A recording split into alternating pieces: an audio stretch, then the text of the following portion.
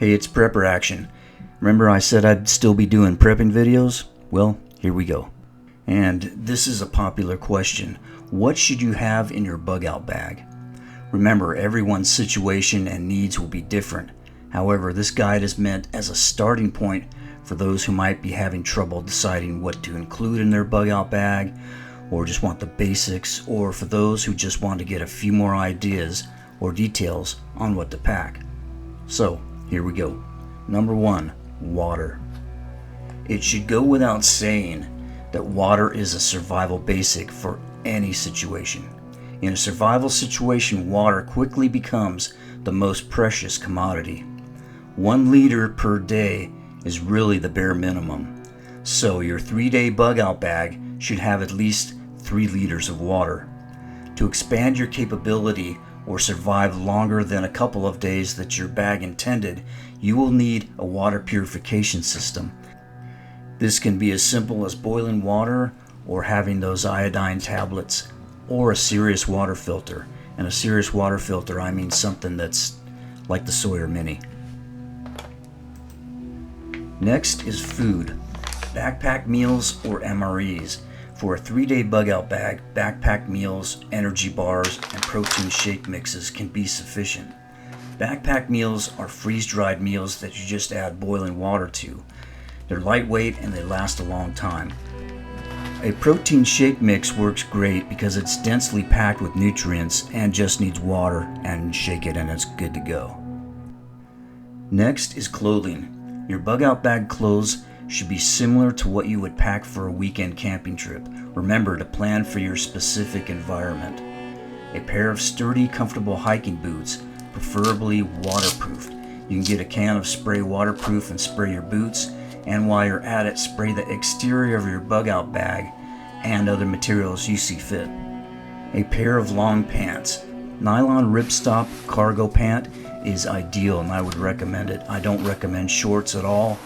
You're going to be walking through brush, you get cuts on your legs. It's not a good idea in a survival situation. Socks, at least 2 pairs, preferably not cotton. Let me repeat, not cotton. Wool or a blend, but never cotton. Cotton doesn't wick moisture away from your skin. It makes it worse. It actually keeps the moisture at your skin. You'll develop blisters sooner. It's just a big problem with cotton.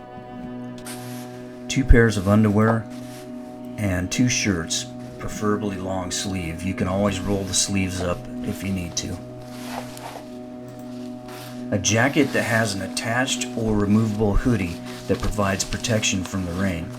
A hat. The ones that have an extended neck protection is a good choice. A bandana, a lightweight poncho. The list could go on for a while, but you get the gist of what I need here. In a pinch, this setup could get you by for 3 days. Be sure to plan for the weather in your area. Next is shelter. If you are going to survive for 3 days minimum, you are going to need protection from the elements and a warm, dry place to sleep. You will need at least some type of tent or tarp and a way to set it up. I prefer a tarp. A ground tarp for underneath your shelter to stay dry, or a sleeping pad. Never underestimate the importance of this. You'll also need some type of bedroll, preferably a good sleeping bag, rated for the area temperatures and fluctuations where you are. A first aid kit. Trying to cover everything you will need in your bug out bag, first aid kit is another matter entirely to itself. I won't try to cover everything in this video because I would surely leave something out. The ideal thing for you to do is to build your own first aid kit instead of buying one of those pre-packaged first aid kits that claim to have 1001 things to get you through any emergency. While some of those are okay in my experience, these types of kits are usually filled with lots of stuff you are unlikely to need and not enough of the things you will probably need a lot of. Plus, building your own first aid kit gives you an intimate knowledge of what goes in your kit and how you can use it. Basic gear. Basic gear sounds repetitive, but it's my category for things you absolutely cannot live without, but it doesn't really fit well into another category. Many survivalists will not like this list because it is not exhaustive by any means, but again, I will say it will be enough to get you by for a couple of days and get you started. Remember, these are the basics. This is the starting point, the foundation, as it were. Rain gear. At least 2 ways to stay dry in the rain. A poncho and coat are good, coupled with your tent, shelter, and they were mentioned in the clothing section of this video. A large contractor trash bag is lightweight and strong enough to use as a poncho as well as in building a shelter. Fire. A bare minimum of 3 different ways to make fire. 1 to 2 lighters, matches that are waterproof, a ferro rod or fire striker. A saw. You're also going to need something to cut your firewood, and a survival knife uses too much energy long term. I recommend a quality folding handsaw. A compact wire saw. They're easy to carry, affordable, lightweight, and can cut small branches very easily. For cooking, a bare minimum here is a small pot or large cup to boil water in for both drinking and freeze-dried meals, a small backpacking stove, and fuel. Light. At least 2 quality lightweight flashlights and a backup set of batteries for each. Knives. The most used and most versatile tool in your bug out bag is your survival knife. Make sure to get a quality knife. I recommend a multi-tool as well as a fixed blade full tang knife with a sheath and a quality folding pocket knife. When I use the term quality, it means exactly what it implies. Don't cheap out on these items. Some of these items could mean the difference between survival and not surviving.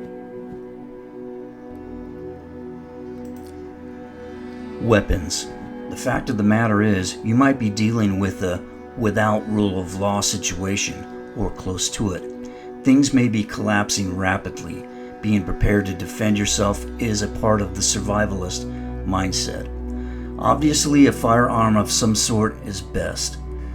I will not go into the specifics about what type of gun you should bring because that's a hotly debated issue and really a personal choice. Outside of guns, your survival knife could be used as a weapon if you had to, but I prefer a gun.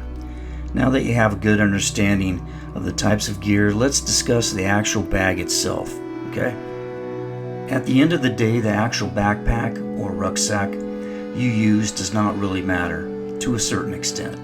If you have a limited budget, it can be one of those traditional school backpacks just to get things started. Again, putting something together makes you more prepped than 99% of most people. School backpacks are good enough. Think about it, those bags can handle multiple heavy textbooks. Those backpacks can definitely hold your gear. However, there are specialized backpacks that have various compartments, even concealed ones, and also use MOLLE technology. This allows you to carry more in less space. Well, I hope that gets you pointed in the right direction, and remember, these are just the basics. Everyone's needs are different and you should prepare accordingly. In an upcoming video, I'll go over an advanced bug out bag, and it will cover many items that were not discussed in this video. So, stay tuned. That being said, Prepper Action out, and as always, be safe. If you get a chance, check out my Amazon store. I have a lot of gear there. The link is in the description of this video.